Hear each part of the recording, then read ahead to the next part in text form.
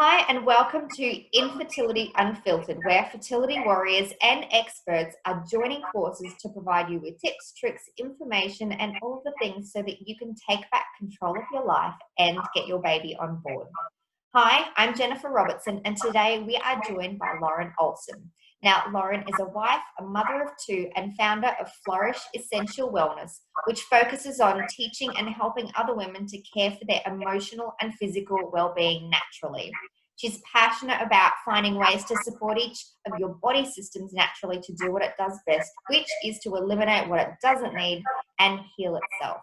And today we are going to be talking about how do you start living a natural or toxic-free life by making your own products. Yes, she's actually going to tell us how to make some of our products. And if you stick around to the end, Lauren's going to tell you how you can get your hands on her ebook on how to make them as well. So thank you so much for joining us, Lauren Olsen. Hello, thank you for having me. I would love, before we start talking about living a natural and toxic-free life, can you just tell us a little bit about yourself and what led you into this path of natural living? Absolutely. So it started for me about 4 years ago. I started using essential oils. So we had quite a tragic circumstance where my husband's sister committed suicide. So I was looking for something emotionally to help him. And that's where it all started. So I started looking for different alternatives on that side of things. And then it led me into, wow, we can actually be using things around the home to change our moods and emotions, because I didn't realize the effect that chemicals actually had on that. And then at home we have a septic system as well, and so obviously you can't use a lot of things down your drains and that sort of thing that are going to interrupt that. So I was always using products that I thought were okay, but when I started about 4 years ago using the oils, I did more research and discovered that unfortunately a lot of the products I was using were just really cleverly marketed. So I started making my own things. And that's scary, isn't it? And I want to talk about that because a lot of the labeling has something that may be natural or organic, and it's not really. So how do you kind of cut through the marketing spiel to get to know what to use and what not to use? Yes, it becomes a bit of, you've really got to empower yourself and do your own research, because I think I had this belief that surely there's someone out there in government or whatever that's making sure that what we're using on our bodies and in our homes is safe for us, but there's no one actually doing that. So it's up to us. We have to do our own research. And unfortunately, there is a really massive loophole when it comes to anything, whether it's cleaning products or personal care, anything that's got a perfume ingredient in there. So if it's got a scent of some kind, a perfume, that is a really big loophole. So there's actually a really good documentary I recommend most people watch. It's called Stink, and it's all about how the perfume industry and this loophole within all the products, they can actually hide like thousands of chemicals in that one ingredient, because that's their trademark perfume. They don't have to disclose what those ingredients are. And in fact, there's a lot of cleaning products and that out there on the supermarket shelves that don't even list the ingredients. So it's a little scary. And I think the easiest way to avoid that is to make your own, or to find a company that you know and trust, that you can buy their products and know that they're not using anything but what is going to be perfectly fine to use on yourself and your family. Absolutely. And not only do you go, if you make them yourself, well, you know what's going into it, but it's going to be cheaper too, isn't it? Oh, so much cheaper. I've saved so much money. Excellent. I'm really excited to dive into this. So let's choose a couple of products that that you can make yourself, that's easy enough to make yourself, and let's dive in. Absolutely. So probably, well, the first thing I actually made was hand wash and body wash. So I didn't go and just get rid of everything that was in the home. I decided that I was just going to replace one thing at a time. So when something ran out, I'd find a recipe and I'd replace it. So I started with my hand wash and body wash. It was super simple. You just need Castile soap, which you can get from health food stores. Just make sure they're the unscented ones. Otherwise, you can find them online. There's so many places online that you can get it also. Just Castile soap, so a foaming pump, whether you use one that you've already got or you can purchase them online also. And then you just fill it about 1/2 to 2/3 with your castor soap. Add the essential oils that you would like in there. So you might use some for the antibacterial properties, or you might just simply like the scent. And then you just add a little bit of coconut oil for moisture, so fractionated coconut oil, and then top it with water, and that's all you need. So I tend to use oils like your tea tree, your On Guard for the antibacterial hand wash side of things, and then I use the really beautiful florals and woods for the body wash because I really like the scent of those, or even the citrus because they're really pretty as well. And then that's it. It was so simple. So then I didn't buy hand wash or body wash anymore, and I just get the products online and I make it myself, and it's always there and ready to go. And how much cheaper is it? Like, bearing in mind that obviously people who are watching this may have different currencies, but what's the comparative? Like, how much, of a percentage were you saving? Yeah. So I worked out once that per load in my washing machine, it was costing me somewhere between $2.60 and $3, depending on what you're buying. So I used to buy the products that, were organic and vegan and all that kind of stuff because I thought that they were clean, going to be clean and green for us. So I spent a lot of money, so it was costing me a lot. And then when I started making my own laundry detergent, it was costing me like 13 cents. It was ridiculous. So it was massive savings, and it's just convenient. It's always there. You get it all delivered to your door. You don't have to go anywhere, and you know that it's definitely safe for you and what's going in there. Okay, perfect. So we've covered hand wash, body wash. What about either laundry detergent or cleaners for around your home? Is there a recipe for a multi-purpose cleaner? Yeah, so multi-purpose cleaner, super easy. All you need, I just get the $2 spray bottles from Kmart. So always make sure you use glass or stainless steel. I prefer stainless steel only because I've still got kids at home, so I don't want them dropping glass. And is that because they don't have the BPA in there?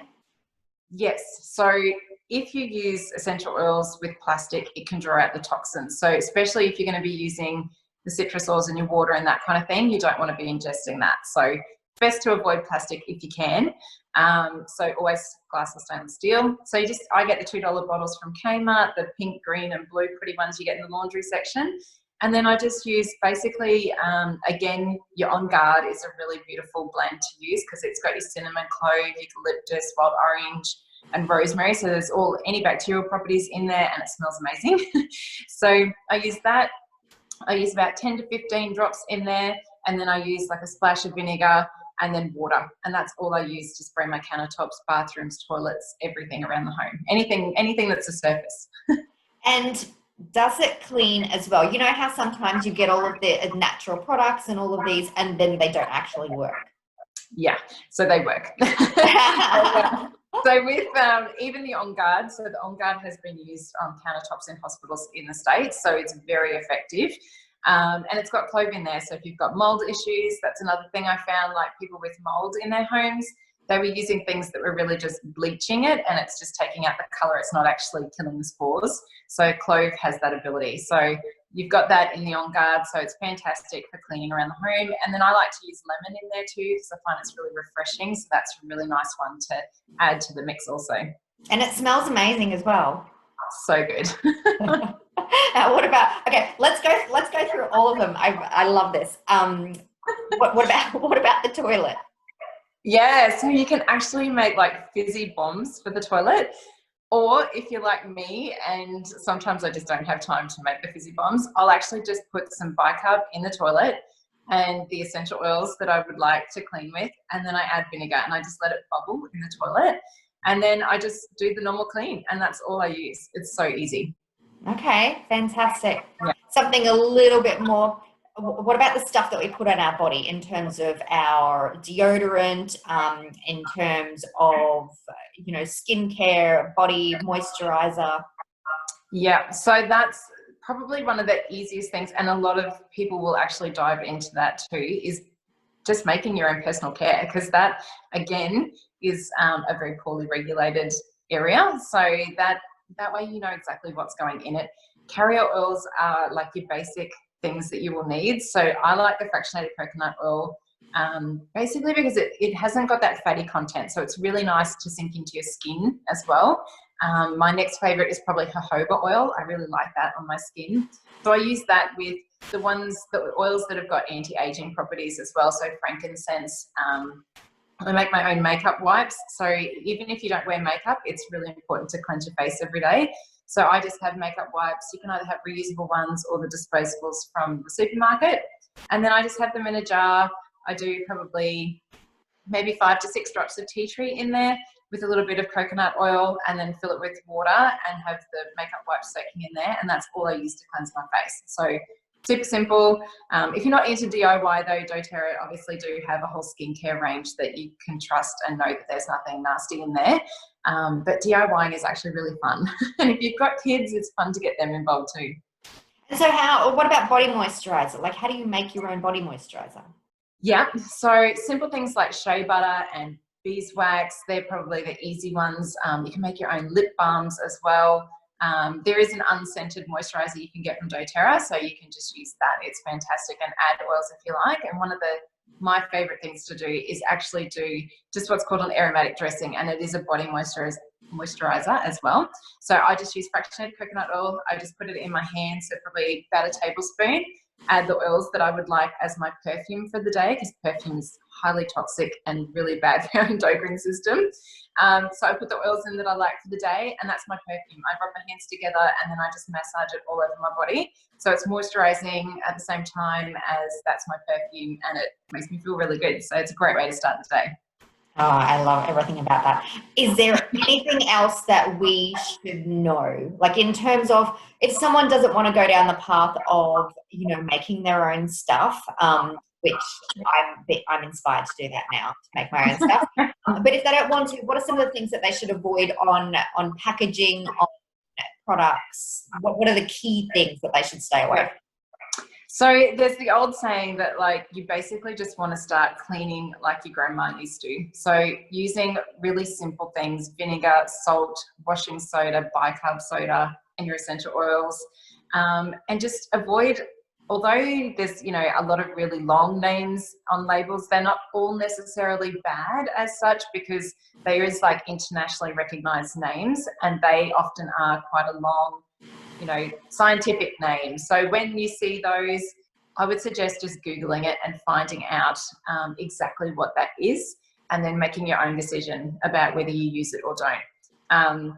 Unfortunately, there's a lot of, we've had 85,000 chemicals introduced into our environment in the last 50 years, and 90% of them have never been tested. The ones that have, some of them are carcinogenic, so like triclosan, which we find in a lot of our toothpaste, for instance. It's highly toxic, and it's found in supermarkets. So just switch those sorts of things out, which you can get all of those alternatives through doTERRA, or again, make your own. If you don't want to make your own, definitely just find a company that you trust. doTERRA is my go-to. I know that they'll never use anything that's highly toxic in there. And just educate yourself, empower yourself, do your research, check out the Inspired Little Pot. Chrissy Ballinger has got some amazing recipes also. But yeah, you just need to really do your own research. And they can use you as well, because you have a free ebook that they can get their hands on. So do you just want to tell us how they can get their hands on that? Yes. So if you jump onto flourishessentialwellness.com, and there's a contact form, if you pop your details in there, I will be able to send you a copy of the ebook. So it's got recipes for the things that we've spoken about today and some more, and it runs through some of the chemicals that you should avoid, and some of the things to look out for.